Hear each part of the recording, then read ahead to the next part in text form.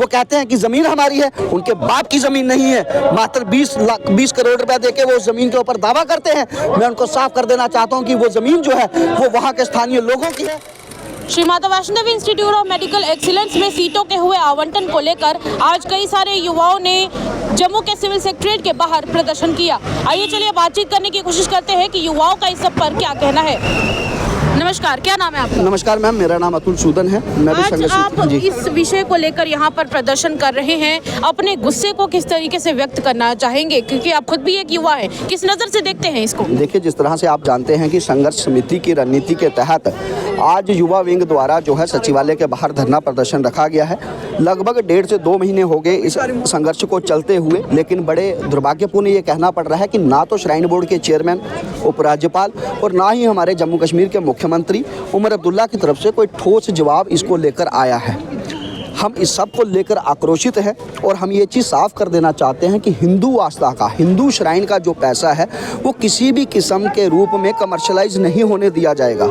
आपने पहले वहाँ पर एक हॉस्पिटल स्थापित किया उस पैसे से, फिर उसके लॉसेस को पूरा करने के लिए आप श्राइन बोर्ड से पैसा देते हैं उनको, और अब इस मेडिकल कॉलेज की स्थापना जिसमें लाखों रुपए बच्चों से फीस ली जाएगी और एक धर्म विशेष के बच्चे जो कल को वहाँ अपने प्रकार से खाएंगे, अपने प्रकार से पूजा अर्चना करेंगे, वो साफ तौर पर हम लोगों की आस्था पर ठेस पहुंचेगी। तो हम नहीं चाहते कि हमारा पैसा जो है हिंदू हितों को ठेस करने के लिए जो है वो खर्च किया जाए। हम उमर अब्दुल्ला की बात करें तो वो शायद ये भूल चुके हैं कि वो कश्मीर के साथ साथ जम्मू के भी मुख्यमंत्री है। वो आज कश्मीर में बैठे वहाँ की राजनीति कर रहे हैं, लेकिन क्या उनको नजर नहीं आ रहा कि एक पूरा का पूरा समुदाय, एक पूरा का पूरा खित्ता जो है वो संघर्ष कर रहा है। वो कहते हैं कि जमीन हमारी है, उनके बाप की जमीन नहीं है। मात्र 20 करोड़ रुपया देके वो जमीन के ऊपर दावा करते हैं। मैं उनको साफ कर देना चाहता हूं कि वो जमीन जो है वो वहां के स्थानीय लोगों की है, जिनको आज तक वहां पर उसका जो मुआवजा है उचित वो नहीं मिला है।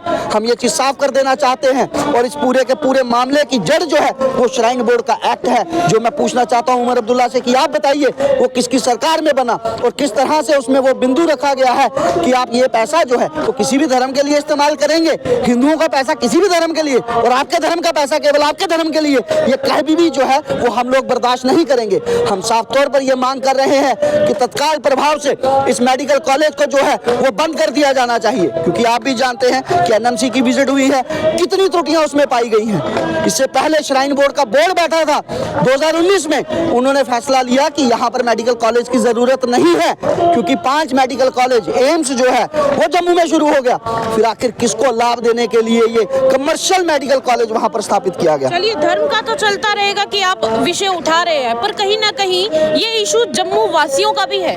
जम्मू वासियों ने, जिन्होंने अपना वोट बीजेपी को कास्ट किया, बीजेपी उस तरीके से सामने आ नहीं रही है। बीजेपी आप लोगों के साथ धरने पर नहीं बैठ रही है, क्योंकि पिछले समय जब प्रदर्शन हुआ था बहुत बड़ा, तब उस दौरान संघर्ष समिति ने खुद कहा था कि आज हम लोगों ने प्रदर्शन किया है एलजी के बाहर, एलजी के उस हाउस के बाहर। तो हम चाहते हैं कि कहीं ना कहीं भारतीय जनता पार्टी के एमएलए भी अब एलजी को कहीं ना कहीं बायकॉट करें। उन्होंने नहीं किया, क्या कहेंगे उस पर? देखिए, आपने साफ तौर पर यह बिल्कुल सही कहा कि इस मामले में जम्मू के लोगों की ये आवाज़ है कि हमने जिन लोगों को वोट दिया वो इस मामले पर क्या राय रखते हैं या उनका रुख क्या है वो स्पष्ट करें। अच्छा, आपने किसको वोट दिया? देखो, हमने भी भाजपा को ही दिया है। तो आप भाजपा तो सामने आ नहीं रही है उस तरीके से, भाजपा जा रही है पर लोगों के साथ धरने पे नहीं बैठ रही है आपके साथ। बता रहा हूँ कि संघर्ष समिति ने सभी 29 भाजपा विधायकों को पत्र लिखा था। उन्होंने कहा कि आप अपनी जो है स्थिति क्लियर कीजिए कि आप क्या चाहते हैं, आप इस मुद्दे में हमारे साथ खड़े हैं कि नहीं खड़े। और आपको बताना चाहता हूं कि कल विधायक दल के नेता सुनील शर्मा पूरे 29 एमएलए की बात रखने के लिए संघर्ष समिति के सामने पेश हुए हैं। वहां पर उन्होंने साफ कर दिया कि हम जो है वो संघर्ष समिति के इस मुद्दे के साथ हैं, हम जम्मू के लोगों के साथ हैं और जम्मू के लोगों के हितों के साथ अन्याय नहीं होने दिया जाएगा।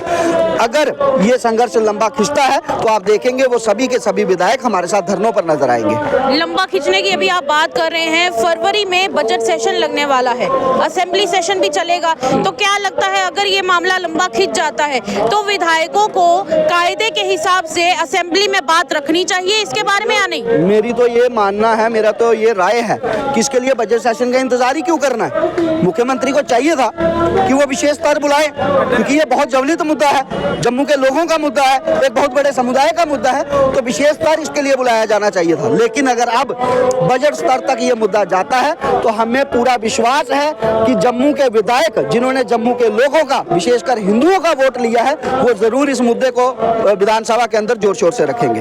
आगे की आप लोगों की क्या आगे की रणनीति रहने वाली है, क्या आप लोगों ने डिसाइड किया है, क्या सोचा है आप लोगों ने? फिलहाल जो है जिस तरह से संघर्ष समिति ने तय किया है कि हर दिन यहाँ पर धरना जारी रहेगा। आज युवा विंग की जो है वो ड्यूटी लगी थी, इसके बाद महिला विंग की है। लगभग 72 से अधिक संगठन जो है संघर्ष समिति का हिस्सा है। तो पहले तो कोशिश है कि एक शांतिपूर्वक इसी तरह से धरने कर कर सरकार को, उपराज्यपाल को जगाया जाए, लेकिन अगर जरूरत पड़ी जिस तरह से आपने पहले ट्रेलर देखा लोक भवन के बाहर, तो वो आंदोलन दोबारा अग्रेसिव भी हो सकता है और जरूरत पड़ी तो ये बैरिकेड तोड़कर हम लोग सेक्रेटरीट के अंदर या असेंबली के अंदर भी घुस सकते हैं। क्या ये आज के लिए ही प्रोटेस्ट है या अगले कुछ दिन भी लगातार इसी तरह का ऑन सेट धरना रहने वाला है? फिलहाल इस हफ्ते ये धरने प्रदर्शन जारी रहेंगे इस सेक्रेटरीट के बाहर ही। हाँ, इस सेक्रेटरीट के बाहर ही जारी रहेंगे। आज युवा विंग की बारी है, इसके बाद महिलाओं की बारी आएगी, इसके बाद अलग अलग संगठन जो इसके हिस्सा हैं वो यहाँ पर आकर धरना प्रदर्शन करेंगे। चलिए, बहुत बहुत शुक्रिया बातचीत करने के लिए। अतुल सूदन जी मेरे साथ मौजूद थे। उन्होंने कहा है कि कहीं ना कहीं युवा अब इसके ऊपर बात रख रहे हैं। धीरे धीरे जो संघर्ष समिति के साथ जुड़ी हुई बाकी ऑर्गेनाइजेशंस है वो भी इस सिट ऑन धरने में अपनी तरफ से योगदान देने वाले हैं। अभी के हालात तो हमने आपके साथ शेयर कर दिए हैं, पर इस सब के चलते आगे की जो भी जानकारी होगी, जो भी अपडेट्स होगी, आपके साथ हम लोग साझा करते रहेंगे। तब तक के लिए देखते रहिए तमाम अपडेट्स के लिए द न्यूज़ और ऐसी खबरों के लिए द न्यूज़ के पेज को लाइक और फॉलो करें।